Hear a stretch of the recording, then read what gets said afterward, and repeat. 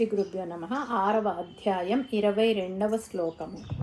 ఓం యం లబ్ధ్వా చాపరం లాభం మన్యతే నాధికం తతః యస్మిన్ స్థితో న దుఃఖేన గురునాపి విచాల్యతే. ముందుగా పదపదానికి అర్థం తెలుసుకుందాము.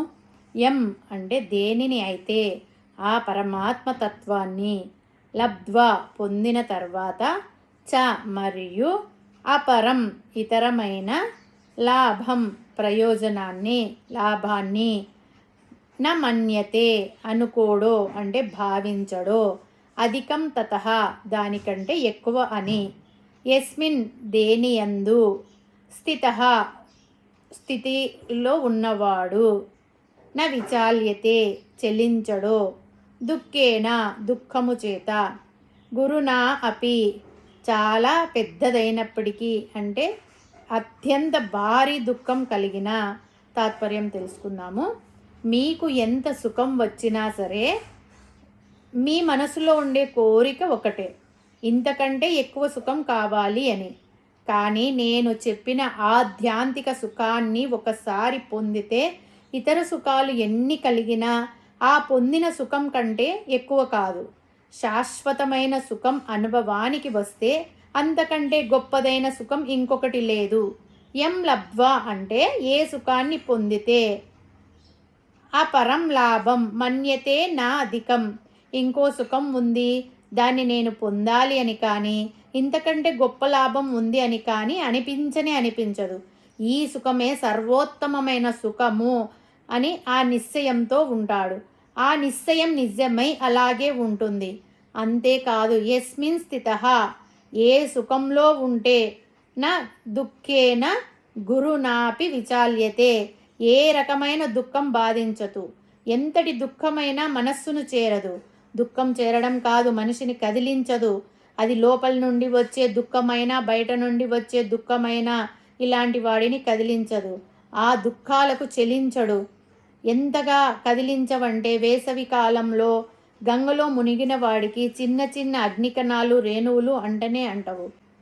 ఎందుకు అంటవంటే చల్లని నీటిలో నిండా మునిగి ఉన్నాడు కాబట్టి. అట్లాగే ఈ వ్యక్తిని దుఃఖం ఏ మాత్రము అంటదు. ఎంత పెద్ద దుఃఖమైనా సరే ఈ వ్యక్తి ముందు చాలా చిన్న దుఃఖమైపోతుంది. అసలు అది కూడా కదిలించదు. ఎందుకు కదిలించదంటే ఈ సుఖం కంటే గొప్పదైన సుఖం లేదు కాబట్టి. ఈ బయట ప్రపంచంలో వ్యవహరించేటప్పుడు ప్రతివాడు ఈ పని చేస్తే నాకు లాభమా నష్టమా, ఏ పని చేస్తే ఎక్కువ లాభము, ఏ పని చేస్తే నష్టం రాదు అని లాభ నష్టాలు వేసుకొని చూసుకుంటుంటాడు. అటువంటి వారి మనస్తత్వమును అనుసరించి ఈ శ్లోకం చెప్పబడింది. ఆత్మానందం అనే ఈ లాభం పొందినవాడు ఇతర లాభాల కొరకు పాకులాడడు. ఇదే సర్వోత్తమమైన లాభం అని తెలుసుకుంటాడు. ప్రాపంచిక విషయాల వలన కలిగిన లాభాలు కొద్ది కాలంలో నశించిపోతాయి. ఒక్కొక్కసారి ఆ లాభాలను అనుభవించడానికి మనం ఈ లోకంలో ఉండము. కానీ ఈ సుఖము ఇహలోకంలోనే కాదు, పరలోకంలో కూడా మనకు పరమశాంతిని అందిస్తుంది.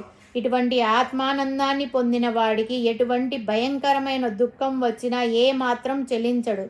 కాబట్టి సకల దుఃఖాలు పోగొట్టేది ఈ ఆత్మానందమే అని తెలుస్తుంది. స్వప్నంలో మనం ఎన్నో కష్టాలు పడ్డట్టు కలగంటాము. మెలకువ వచ్చి చూస్తే అవేవి ఉండవు. ఇదే మాదిరి ఆత్మానందం పొందిన వాడికి ఒకవేళ కష్టాలు వచ్చినా అవి కలలో వచ్చిన కష్టాల మాదిరి చెదిరిపోతాయి. అదే ప్రాపంచిక విషయాల వలన కష్టాలు వస్తే చిన్న కష్టమైనా దానిని పెద్దదిగా ఊహించుకొని తలకిందలవుతాడు. కానీ ఒకసారి ఆత్మానందం అనుభవంలోనికి వస్తే ఇటువంటి దుఃఖాలు ఎన్ని వచ్చినా యోగి అనేవాడు ఏమాత్రం చెలించడు. అతని బుద్ధి మనస్సు నిశ్చలంగా నిర్మలంగా ఉంటుంది. ఇటువంటి ఆత్మసుఖం కేవలం ధ్యానయోగంతోనే లభిస్తుంది. ఆ స్థితిలో దుఃఖం కానీ పూర్వజన్మ వాసనలు కానీ ఉండవు. సకల దుఃఖ నివారిణి ఆత్మానందం. మానవులందరూ లెక్క చేయని, అసలు ఆలోచించని విషయం ఏమిటంటే, ఏదో ఒక సుఖం వచ్చిన తర్వాత కూడా ఆ సుఖంలో కష్టాలు దోషాలు చూసుకుంటూ అంటే వెతుక్కుంటూ ప్రతి వ్యక్తి బాధపడుతున్నాడే తప్ప ఆ సుఖం యొక్క నిజమైన ఆస్వాదన అంటే ఫీలింగ్ కలగడం లేదు. ఏ దశలోనూ కలగడం లేదు. మానవులకే కాదు, ఏ జీవికి కూడా కలగడం లేదు. ప్రతి వ్యక్తికి ఉండే బాధలు రెండు. ఒకటేమో నాకు సుఖం లేదని, రెండో వాడికి నాకంటే ఎక్కువ సుఖం ఉంది అని. అంటే నాకంటే ఎక్కువ సుఖము, లాభము నా పక్కవాడికి వస్తుంది అనే బాధ మనకు వచ్చిన ప్రతి సుఖాన్ని కలుషితం చేస్తుంది.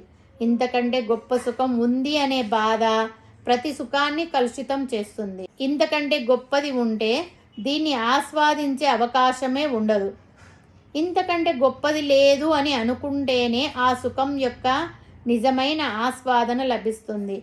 ఇంతకంటే గొప్పది ఇంకొకటి లేదు అని స్థిరంగా తీర్మానము చేసుకుంటే ఇదే చివరిది అని తేలిపోతే ఆ చివరి సుఖం కోసం ప్రయత్నం చేయడం అనేది నిజమైన ప్రయత్నం. ఆ పరిపూర్ణమైన ఆనందం కలిగితే ఇంతకు మించి ఇంకొక ఆనందం లేదు అని తెలుసుకుంటాడు. దేనికి చెలించడు. అటువంటి సుఖం కలిగితే ఎంత పెద్ద కష్టం వచ్చినా ఏమాత్రం కదలిక ఉండదు. దీనికి ఉదాహరణగా మనకు అనేక మహాత్ముల చరిత్రలు ఉన్నాయి. రమణ మహర్షి గారు ఉన్నారు. ఆయనకు మత్తుమందు ఇవ్వకుండానే సర్జరీ చేశారు అని విన్నాము. ఆయన తన శరీరం మీద లేచిన కురుపును చూశారు. అది క్యాన్సర్ అని విన్నారు. దాని వలన ఇతరులు బాధపడ్డారే తప్ప ఆయన ఏమాత్రం బాధపడకుండానే కాలం గడిపారు. ఎందుకంటే యస్మిన్ స్థితోన దుఃఖేన గురునాపి విచాల్యతే అనే దానికి ఆయన ఉదాహరణ. హిరణ్యకశిపుడు ప్రహ్లాదుని అనేక రకాలుగా హింసించాడు. కానీ ప్రహ్లాదుడు హరినామస్మరణతో ఆ పరమాత్మ నామాన్నే జపిస్తూ ఆ స్థితిలోనే ఉన్నాడు. ఆ భయంకరమైన బాధల వలన కూడా చెలించలేదు. అతనికి విష్ణువును పొందడమే గొప్ప లాభం, మిగిలినవన్నీ తృణప్రాయం. ఒకసారి ఆనందాన్ని అనుభవించినట్లయితే ఏ రకమైన దుఃఖము వారిని చేరనే చేరదు అని పరమాత్మ అన్నాడు. మనం అర్థం చేసుకోవడమే మిగిలింది. హరి ఓం తస్సత్.